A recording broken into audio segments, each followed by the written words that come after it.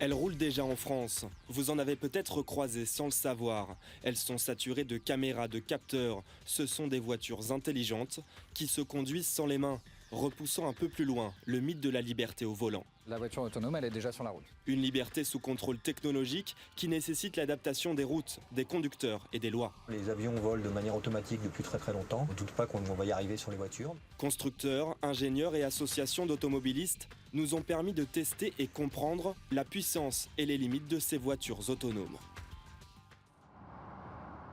C'est l'une des voitures intelligentes les plus abouties en circulation. Son nom, Genesis 2015, le porte-étendard du géant sud-coréen Hyundai. Elle débarque ces jours-ci sur le marché français. 5 caméras intégrées et un premier essai impressionnant. À 110 km/h, sur une 2x2 voies, on lâche le volant. Dans les faits, ici, la voiture se conduit toute seule, même si là, le virage est un petit peu serré. Eh bien, on arrive à rester sur notre voie. Vous connaissiez déjà le régulateur de vitesse. Sur cette voiture, il s'adapte au trafic. Il calque son allure sur le véhicule qui le précède. La voiture freine et accélère automatiquement. On met un petit peu de temps avant de s'habituer à tous ces systèmes de pilotage automatique. On a très régulièrement envie d'intervenir sur le volant. On n'a pas l'habitude de faire confiance autant à notre véhicule. Et puis, on passe beaucoup de temps les yeux rivés sur le tableau de bord à vérifier si tous les voyants sont bien ouverts, si les systèmes fonctionnent. En clair, on change complètement nos habitudes de conduite. Pour écraser la concurrence, Hyundai a mis les moyens avec cette vidéo promotionnelle. On y voit un convoi de 5 Genesis sans pilote dans le désert californien.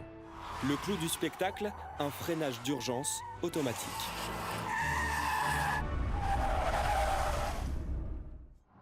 Plus modestement, nous avons voulu vérifier par nous-mêmes la fiabilité du système.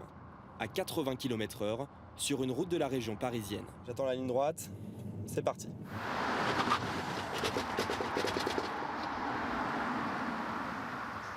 C'est moins impressionnant, mais ça fonctionne.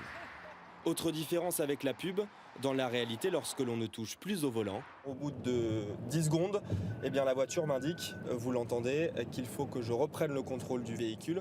Si ces systèmes sont présents, en fait, c'est plus pour une question de sécurité routière, pour éviter les accidents liés au moment d'inattention. Cette Hyundai n'est qu'une première étape vers toujours plus d'automatisation. Nous sommes allés en Allemagne, à Stuttgart, où une entreprise française nous a dévoilé en exclusivité son prototype de voiture électrique totalement autonome. Celle-là, vous ne la verrez pas sur la route tout de suite, mais vos enfants rouleront peut-être à bord. Je veux passer le véhicule en mode complètement autonome. Donc je vais ranger le volant et puis je vais appuyer sur la banquette et tourner le véhicule. Je me retrouve en mode salon. Voilà la promesse de cette voiture. Elle devient le prolongement de votre maison ou de votre bureau. Vous avez accès à vos mails, votre agenda, vos photos. Bref, le temps de transport devient du temps libre. Le véhicule a tourné pour aller sur le parking et je lui ai demandé d'aller se garer tout seul devant la tente qui est devant nous. Nous sommes allés chercher des technologies de l'aéronautique qui existent depuis 30 ans dans l'aéronautique, qui sont les commandes de vol électriques et qui ont été intégrées dans ce véhicule. Après tout, ça ne choque personne de voler dans un avion en pilotage automatique. Le prototype français n'a donc rien à envier à la célèbre Google Car. La première à avoir prouvé qu'une voiture sans volant, c'était possible. Mais les deux projets sont confrontés à un problème majeur, la loi. Une voiture sans volant, c'est interdit aux États-Unis et en Europe. Les textes officiels le disent, le conducteur doit toujours garder le contrôle de son véhicule, l'esprit concentré sur la route, les mains à portée du volant. D'ailleurs, pour ne pas être en infraction, les constructeurs se protègent avec ce type de message au démarrage de leurs voitures intelligentes.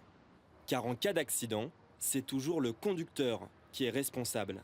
C'est d'ailleurs l'inquiétude de Pierre Chasseret, qui représente la plus large association d'automobilistes français. Bonjour. Bonjour. Nous l'avons invité à bord d'une berline Mercedes haut de gamme, autonome dans les bouchons. Et dans des situations d'urgence, ces systèmes sont moins performants que l'être humain. Là il faut que je freine. Et voilà, là on arrive dans une véritable configuration où le système a aussi une limite. On a un automobiliste qui clairement nous a coupé la route. Si à ce moment-là, on se disait qu'on était dans un flux de bouchons, que le système pouvait faire la conduite pour nous et assumer la part de responsabilité de la conduite, eh bien non, parce que là on aurait tapé. Le système ne verra pas non plus le feu rouge. il ne va pas nous dire de nous arrêter. Donc si on lève les yeux, si on a une conversation ou si on joue aux cartes ou qu'on regarde un film, on va griller le feu et on va peut-être renverser le motard qui tournerait ou un automobiliste qui va passer ici. Ou un piéton. Et là, c'est pire. Pour gommer ces imperfections, la voiture a besoin d'être mieux informée par son environnement. Il lui faut des lignes au sol bien marquées pour rester sur sa voie et des routes en bon état qui communiquent avec le véhicule. Partout dans le monde, on tente de créer la route intelligente. En France, c'est le travail de l'Institut public IFSTAR. Nous avons suivi l'une de ses équipes lors d'un test sur une autoroute près de Bordeaux. À 6h du matin, les ingénieurs sont pressés. Ils profitent des travaux pour placer des capteurs, des jauges, avant le passage des engins. Elles sont enterrées dans la chaussée, donc elles vont résister à la température élevée de mise en œuvre de leur enrobé. D'accord. Voilà. C'est à combien? 150, 160 C'est à degrés 165 degrés à peu près.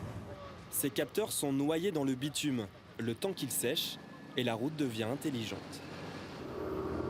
Le but, ce serait d'avoir des chaussées qui s'auto-diagnostiquent toutes seules. En fait, elles pourraient indiquer elles-mêmes avec les capteurs aux gestionnaires qu'elles sont abîmées. Ils vont servir en fait à détecter, par exemple, l'apparition de fissures avant qu'on puisse les voir à la surface de la chaussée. Avant de passer sous vos pneus, cette innovation a été testée ici, à Nantes, sur cet imposant simulateur de trafic routier. En 2 mois, on est capable de reproduire 20 ans de trafic sur une chaussée réelle. Dans ces cartons, l'IFSTAR a d'autres technologies pour avoir une route encore plus évoluée. On peut installer dans la route différents équipements qui vont communiquer avec le véhicule, température, visibilité, sécurité. Le deuxième point, ça peut être par exemple le dégivrage en hiver pour permettre aux usagers de passer par tous les temps. Le troisième, ça peut être l'alimentation électrique des véhicules par la chaussée en intégrant des systèmes d'alimentation à l'intérieur de la structure. Les Français ne sont pas les seuls à innover. Aux Pays-Bas, des routes éclairées en fonction des conditions météo attendent un financement avant d'être installées. En Corée du Sud, une ville a déjà la technologie pour recharger des véhicules électriques par la route. 160 ans après la révolution automobile, tout est à repenser. Les routes, les villes, les lois, les habitudes. Les constructeurs de voitures ont une longueur d'avance. Mais avant que notre quotidien s'adapte intégralement, il faudra plus qu'une génération.